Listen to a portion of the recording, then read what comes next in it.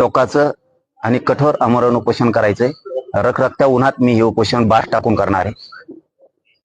ना कुठलं पाणी, ना कुठलं जेवण, ना पायात चप्पल घालणार आहे, काय करणार. माझ्या शरीरात प्रचंड वेदना आहेत. या जीवाला मी तरसायचं तरी किती दिवस. त्यामुळं जे होईल ते होईल.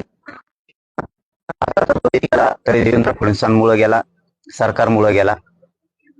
कितीही जीवाची लाहीलाही झाली तरी हरकत नाहीये, कारण माझ्या समाजाच्या लेकरांच्याच आयुष्याचा उन्हाळा झालाय.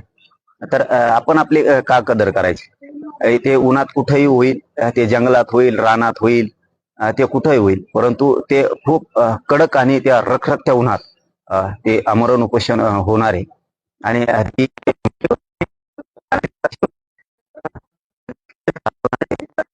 जीवाची लाईलाई होणार आहे. किती कडक ऊन आहे, किती त्रास आहे, किती त्या वेदना होणाऱ्या, याचा मी कसलाही विचार करायचं नाही ठरवलेलं.